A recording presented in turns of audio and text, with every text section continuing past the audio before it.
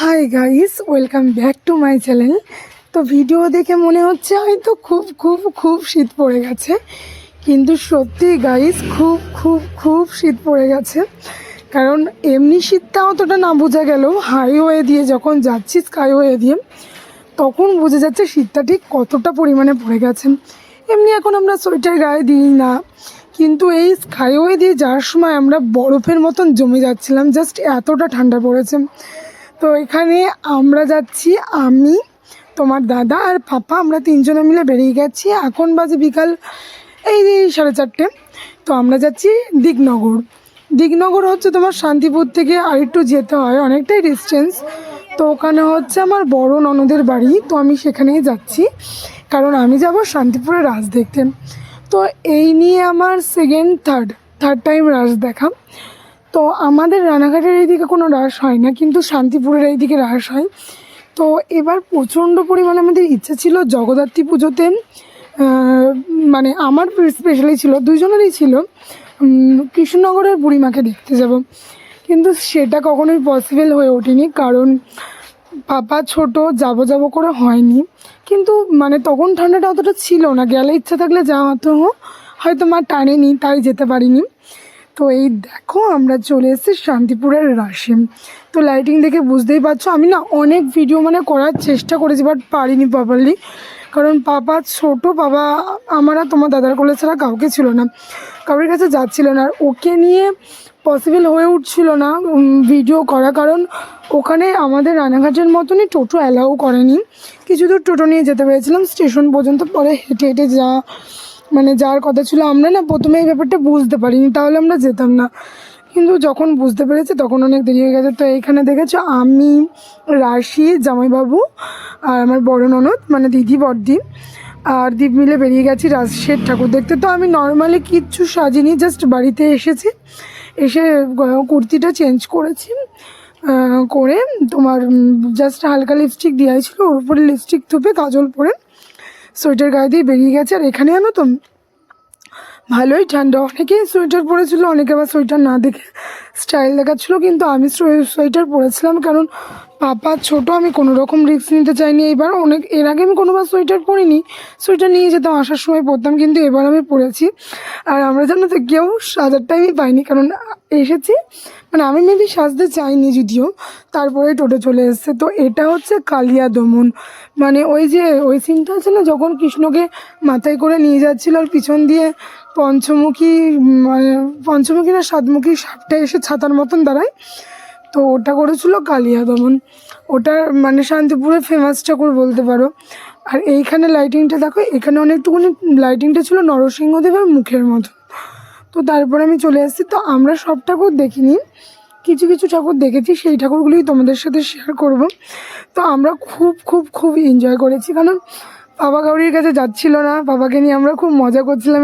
এই সময় জামাইবাবু নিয়েছিল, আর ও ছিল না যে সেটা না, লাইটিং দেখে ছিল, পরে আবার আমার কাছে আসার জন্য কান্না করছিল। আর এটা হচ্ছে ভারত মাতা, কোনো জায়গায় দেখিনি ভারত মাতার পুজো করে, বাট এই জায়গাটাই শান্তিপুরে করে ওরা ভারত মাতার পুজো। আর এটা করেছিল মায়াপুর স্কন, যেটা মায়াপুরের নতুন মন্দিরটা হচ্ছে।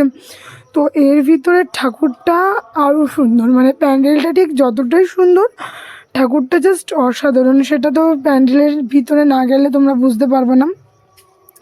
তো আমি অনেকটাই কভার করার চেষ্টা করেছি, যতটুকুনি পেরেছি ততটুকুনি কভার করার চেষ্টা করেছি, কিন্তু আমার একার পক্ষে সেটা পসিবল হয়ে ওঠেনি, কারণ ওই যে বাবা, এটা হচ্ছে সত্যনারায়ণ ঠাকুর, দেখেছো ঠাকুরের মুখটা কি সুন্দর। আমি বাবা এক হাতে ছিল বলে আমি বেশিটা দূরে যেতে পারিনি, কাছে যেতে পারিনি, অনেকটা দূর থেকেই করেছি। আর এটা করেছে চার্চ টাইপের, চার্চই তো বলে এগুলিকে, আই থিঙ্ক, আমি কার্টুন দেখেছি এগুলির, এটা চার্চ টাইপের করেছে। তো এটার লাইন দিয়ে দেখতে হয়েছিলো, তো আমরা লাইন দিয়েই দেখেছিলাম, কিন্তু এটার ভিতরে ঠাকুরটা একটু অন্যরকম, কিন্তু যা করছিল, লাইনে দাঁড়াতে দিলে তো না ভালো করে ঠাকুরটাকে কভার করবো। এটা রাম লক্ষ্মণ আর মাঝখানে মা কালী। তো এই দেখো এরা হুইসেল দিয়েই যাচ্ছিলো। আর এই মায়ের মুখটা জাস্ট কোনো প্যান্ডেল ছিল, এই মায়ের মুখটা ছিল অসাধারণ লাগছিল, বেশ মাকে মাই লাগছিল, এত মায়া ভরা মুখটা, মা কালীর মুখ এত মিষ্টি হবে, এই ফুটেজটা না দেখলে কেউ বুঝতে পারবে না। আর এই প্যান্ডেলটা এতটা পরিমাণে ভালো হয়েছিল, কিন্তু এই প্যান্ডেলে কোনো লাইনের ব্যবস্থা ছিল না। আই থিঙ্ক এরাই ভালো করেছে। মানে প্যান্ডেলটা মানে বাইরে যেমন তেমন ভালো, মানে ভালো অবশ্যই, কিন্তু ভিতরটা যখন তোমরা দেখবা মানে এত ধরনের লাইট, এত ধরনের ডিজাইন, অনেক কিছু মিরর মানে দিয়ে করেছে প্যান্ডেলটা, জাস্ট অসাধারণ। মানে এটা মানে বাইরেরটাই মানে ফন্টে এরকম ডিজাইন করা, কিন্তু ভিতরটা জাস্ট অসাধারণ। ভিতরটা তোমাদের দেখাবো, তার আগে এখানে আমি বলছি দেখো আমাকে পুরো পাগলের মতন দেখতে লাগছে, চুল মূল এলোমেলো হয়ে গেছে। এই নিয়ে বক বক করছিলাম, আমার হবে না, বাচ্চাকে কোলে নিয়ে সোয়েটার পরে মানে যা ঝামেলা করছিল বাবা, কাউরির কোলে যেতে চাইছিল না। ও একটু বেশি আজকাল মানে নাটক শুরু করেছে, আছে না কাউকে দেখলে তাদের কোলে যেতে চায় না, অমুক তমুক।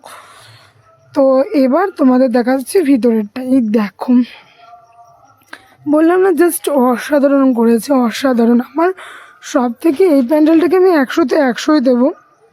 আর ভিতরে ছিল স্বয়ং রাধা কৃষ্ণ আর তার সখীরা, সবাই মিলে নাচ করতে ব্যস্ত। মানে মানে ঠাকুরগুলির শেপই এরকম করছিল যেন ওরা নাচ করছিল, ঠিক এরকম টাইপের। তো আমি জানো তো ঠাকুর দেখতে খুব খুব খুব পছন্দ করি।